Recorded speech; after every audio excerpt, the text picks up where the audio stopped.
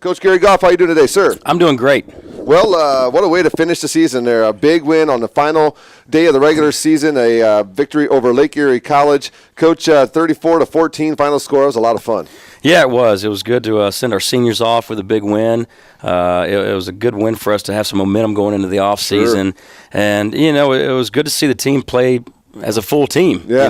Both sides of the football had big plays, and special teams had a big play. So it was a lot of fun. Special teams, let's talk about that. Was that a design? The kickoff by BK? Yeah, that was. It's kind of funny, too, because, Saturday night I'm at home. My wife goes, I was wondering how come their punt return turned their backs and ran, and then y'all ran the fake. And I was like, wow, I never even thought about that. So I kind of laughed. I said, well, honey, what do we think? What do you think we do all those hours up at the office?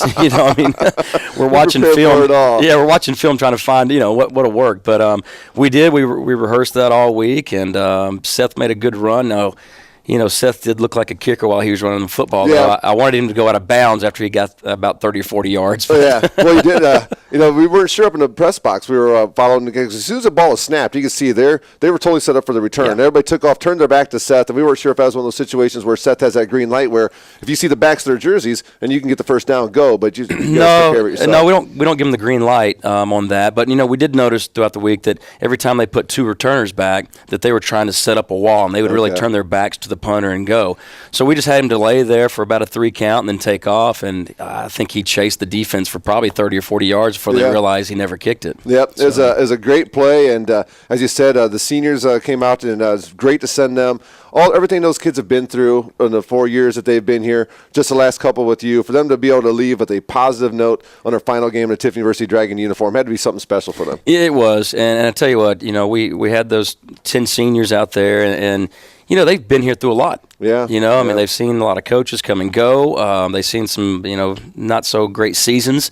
And, we want to win more than what we did this year. There's no doubt about that. But, to see them go out on a win like that and them look us in the eye and know that we're going to be good for some years to come, that was very encouraging and made us all feel good about our jobs. Well, your quarterback, Dan Pitzer, did have a nice game for you on Saturday as well, didn't he? I'm telling you what, I wish I could have Dan for another season. Yeah. I mean, the last 6-7 weeks of the season, he matured as a quarterback.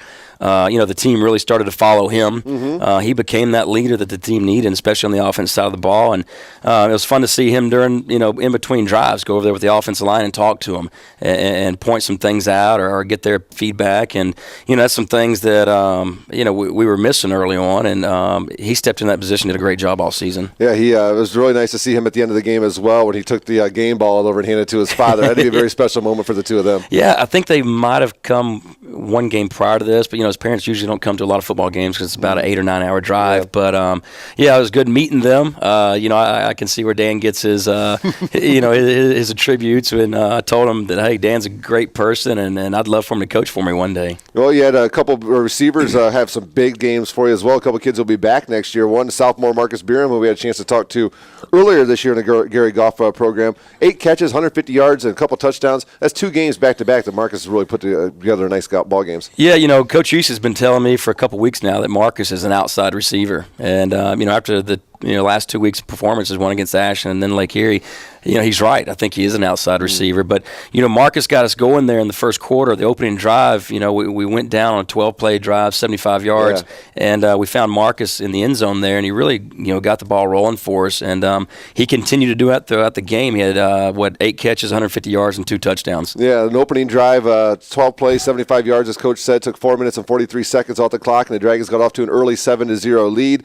And then Lake Erie College came back. They got their freshman running back, Anthony Bilal, little guy. He put some muscle on him. He's going to be a force. He's a darn good little running back. He is quick. He's hard to tackle. I mean, he probably broke 15, 20 tackles, it seemed like. Yeah. And, obviously we're not happy about that, but he's a good football player now. Absolutely. And we'll be dealing with him for years to come. Well, their kick was good from their kicker, Sam Marcotte, and they tied the game up 7-7 at their 7-play, 68-yard drive that took 2 minutes and 29 seconds off the clock. And then Seth Pico, who we just mentioned on the fake punt play earlier, came back with a 25-yard field goal for you on an 8-play, 45 8-play, 45-yard drive. It took 3 minutes and 4 seconds. That was the opening score of the second quarter. Yeah, and we had a good drive going right there. We had a penalty that kind of backed us up a little, but you'd like to get 7 points right there on a drive like that instead of walking away with a field goal. But at least you're walking away with points, and that's something we tried to improve on all season, and we really got that accomplished this week with a lot of drives resulting in touchdowns. So, well, Dragons' only team to get on the board in the second quarter, and they followed up the Seth Pico field goal with a 24-yard touchdown pass from Dan Pitts to Pedro Correa, a 6-play, 90-yard drive, 2 minutes and 36 seconds. Good to see the team take 190 yards. Yeah, definitely. We knew that once we got down towards the red zone that they played a lot of man coverage, and we'd worked on a play there with Paco, is what we call Pedro. Okay. We worked on a play there with Paco there, with him and Dan, with just communicate with each other. If they gave us the look, then Dan could attack them deep right there, and so Dan made a good check right there, and he found him in the end zone for a score, and that really got a bunch of excitement on the sideline. Well, yeah, Pedro, when he does something big, he brings some little bit of excitement to the sideline. Oh, definitely. We worry about getting the penalty because the entire team's in the end zone celebrating with him, but no, that kind of propelled us right there.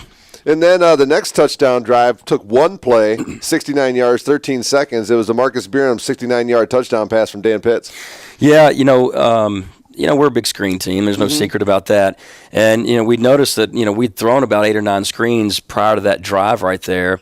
And, we figured, hey, they've got to be coming up on the screens trying to make a tackle, so let's fake a screen. And that's basically what we did right there. We faked a screen, and, Dan threw a nice ball up there, and Marcus ran up under it for a big play. We need more big plays like that. I mean, a one-play drive for 69 yards, we'll take those all day. Well, Coach Durr might not because the defense doesn't feel too much, but we'll take those quick strikes. Well, speaking of Coach Durr's defense, Stephon Willis caps off the scoring in the first half at the minute and 2-second mark with an 84-yard interception return.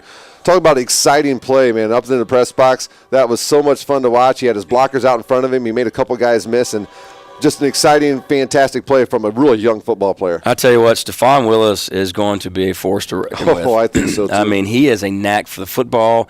3 weeks ago at Ohio Dominican, he had 12 tackles in that game and a pick. End of the season with 6 tackles against Lake Erie, 2 interceptions. One went for 82-yard touchdown, and the run was unbelievable, wasn't it? Yeah, absolutely. Absolutely. Weaving in and out. It was on the far sideline, on the Lake Erie sideline, and weaving defensive players love to get out there and put their helmet on somebody and block for a guy to try to spring for 7, because a defensive touchdown really is a defensive touchdown. Well, Stephon became our kick returner about halfway through the season because he's got a knack for finding some open lanes, and he sees the field, just great.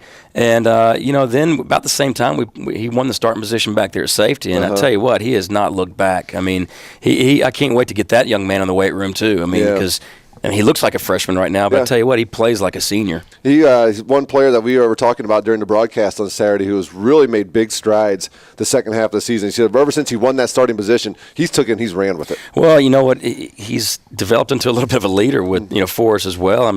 He's the first guy out there that's telling everybody, hey, let's go, let's pick it up, or he'll get on somebody, or if he makes a mistake, he's hey, don't worry about it, I got it.